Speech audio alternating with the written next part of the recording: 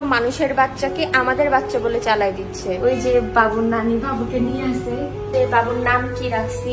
অনেকে হচ্ছে কিছু কিছু বেবি পিকচার টিকটকে ছাড়তেছেন, টিকটকে ছেড়ে লিখতেছেন যে জান্নাত তোহার বাবু। হ্যালো এভরিওয়ান, আসসালামু আলাইকুম।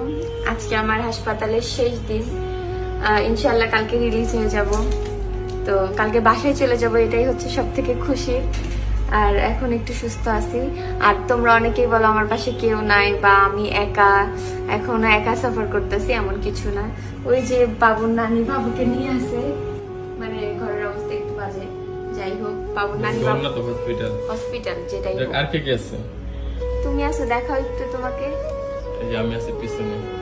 হ্যাঁ, ও আছে। তারপর সাথে আমার শ্বশুর, মানে আমার শ্বশুর তো বাহিরে থাকে, আমার শাশুড়ি আছে, আমার ছোট ছোট দেবর আছে, ননদ আছে, বাবা আছে, সবাই আছে। তারপর খালা আছে, আন্টি আছে, বোন আছে, সবাই। কিন্তু আসলে সবাই তো হচ্ছে ক্যামেরাতে আনা পসিবল না, দ্যাটস ওয়াই। হ্যাঁ, আর সবাই তো আর হসপিটালে সবসময় থাকতে দেয় না ওরা, মানে কেবিনে হচ্ছে বেশি জন থাকতে দেয় না। আর সবাই সবার জীবন নিয়ে ব্যস্ত, সবসময় তো আমাদের পাশে থাকতে পারবে না, যেই সময় দরকার ওই সময় থাকলে হয় নাকি? এইটাই এখন তো এইটা অনেকে হচ্ছে কমেন্ট করছেন, হয়তো ভালোবাসার দিক থেকে, অনেকে আবার খারাপ লাগার দিক থেকে, যে জান্নাত আপুদেরকে আমরা ভালোবাসি কিন্তু ওর খারাপ সময় কেউ নাই, এটা অনেকেই হচ্ছে কমেন্ট করতেছে। তো এই জিনিসটা জাস্ট ক্লিয়ার করে দিলাম। এই বাবু নানিকে ভালো করে তোমরা দেখে নাও, ফেসের মিল আছে। ফেসের অনেকে এমনি এমনি নানি সাজায় আনছে, এরকম করে। জাগান, তুমি কেমন আছো?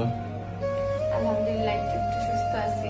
আর অনেকে হচ্ছে কিছু কিছু বেবি পিকচার টিকটকে ছাড়তেছেন, টিকটকে ছেড়ে লিখতেছেন যে জান্নাত তোহার বাবু বা জান্নাত তোহার বেবি হইছে এই বাবু। আসলে আমরা কোথাও বাবুকে শো করি নাই, কোথাও বাবুর পিকচার শো করি নাই। তো তাহলে ওরা পাবে কিভাবে? আসলে ওটা ফেক। মানুষের সামান্য কিছু ভিউর জন্য মানুষের বাচ্চারে আমাদের বাচ্চা বলে চালাই দিচ্ছে। আসলে আমরা আমাদের বাবুকে শো করব না বা করিও নাই। তো এই আর কি বলে দিলাম না, স্যার সবাই ফেক নিউজেই ভাবতেছে যে না ওটাই আমাদের বেবি। আমাদের বেবির ছবি আমরা কোথাও দেই নাই, আর ইনশাআল্লাহ দিব না ভাবতেছি। হ্যাঁ, ইনশাআল্লাহ দিব না। অনেকে জিজ্ঞেস করে যে বাবুর নাম কি রাখছি। তো ইনশাআল্লাহ কিছুদিনের ভিতরে বাবুর নাম রাখবো। আমরা নাম জানি আমরা কি রাখবো, বাট তোমাদের কাছে এক্সপ্লেইন করব কিছুদিন পরে, যেহেতু বাবুর আকিকা দিব কিছুদিনের ভিতরে।